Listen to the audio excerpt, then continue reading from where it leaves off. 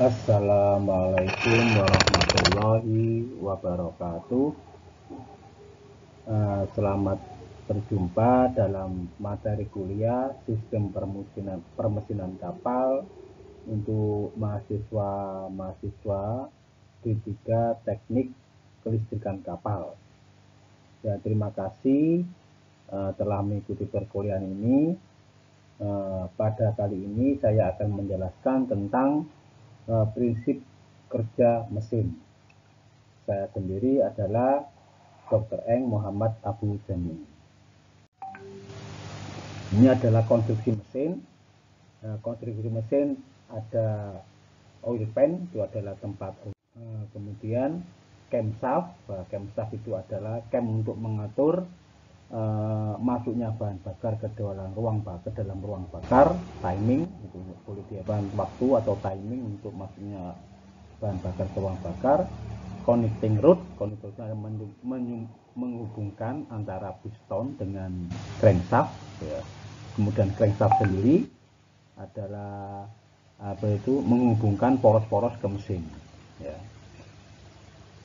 Silinder block, ini silinder block tutup penutup silinder. Piston ini adalah dan silinder head, kepala silinder, ya. Kemudian silinder head cover, ini penutupnya. Ini motor bakar. Motor bakar ada dua macam, ya. Dilihat dari letak terjadinya proses pembakaran bahan bakar. Yang pertama adalah internal combustion engine, yaitu pembakarannya terletak di dalam ruang bakar, ya.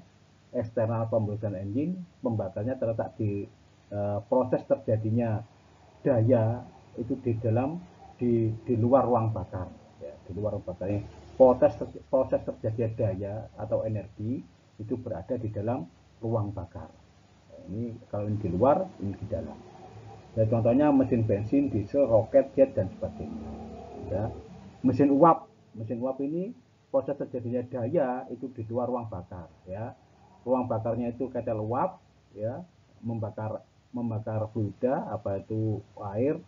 airnya tekanannya tinggi dikonversi menjadi turbin. Ya, turbin itu penghasil energi, penghasil daya, pengkonversi daya, ya. Pembakarnya di dalam ruang boiler.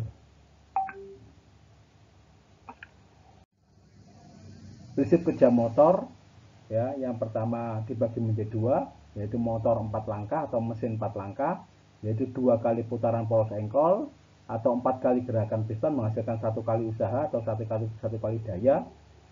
Mesin 2 langkah, setiap sekali putaran poros engkol atau 2 kali gerakan piston menghasilkan 1 kali usaha. Ini prinsip kerja motor 4 langkah dan motor 2 langkah. Kemudian proses kerja motor 4 langkah itu ada yang pertama, piston bergerak dari TMA ke TMB, ini langkah hisap, intake stroke, ya, langkah hisap, katup hisap terbuka, ya, menghisap campuran bahan bakar. Ya, campuran bahan bakar, ini adalah motor bakar. Kemudian proses kerja motor 4 langkah. Ya, piston bergerak dari TMB untuk langkah kompresi, kedua katup tertutup, campuran bahan bakar dan udara dimampatkan. Kalau ini pada motor bensin, ya. Kalau motor diesel itu hanya yang dimampatkan hanya udara saja. Pada temperatur tinggi tekanan tinggi, tepat piston berada mendekati TMA, pada tekanan konstan baru diinjeksikan bahan bakar itu pada motor diesel. Kalau ini motor bensin. Ya, kemudian langkah combustion, ya, langkah combustion, ya. Ada loncatan bunga api pada akhir langkah kombustsi terjadi pembakaran. Jadi kalau pembakarannya motor bensin itu menggunakan bunga api atau busi, ya. Kalau motor diesel tidak ada businya, pembakarannya pakai kompresi pada tekanan tinggi, temperaturnya udaranya itu dalam ruang bakar itu tinggi, maka disemprotkan bahan bakar diesel, dengan sendirinya dia akan terbakar. Ya. Kemudian piston bergerak dari TMB ke TMA, katup buang terbuka, piston mendorong gas bekas sisa pembakaran keluar. Ini langkah buang. Yaitu langkah buang itu membuang sisa-sisa hasil pembakaran. Jadi, piston dari TMB ke TMA. Untuk proses kerja motor dua langkah, langkah kompresi dan langkah hisap itu satu kali gerakan piston, yaitu dari TMP menuju TMA. Saluran udara masuk ke silinder tertutup dan dilanjutkan dengan kompresi. Saluran intake udara ruang engkol terbuka, campuran bahan bakar dan udara masuk ke dalam ruang engkol. Kemudian langkah usaha dilanjutkan dengan langkah buang itu satu langkah, jadi dua langkah jadinya. Piston bergerak dari TMA ke TMP, ya, api busi menyala beberapa derajat sebelum piston mencapai TMA. Panas gas hasil pembakaran mendorong piston menuju TMP sampai saluran terbuka dan gas bekas keluar. Ini adalah motor prinsip kerjanya untuk motor batching. Ya, terima kasih atas perhatiannya dan kerjasamanya.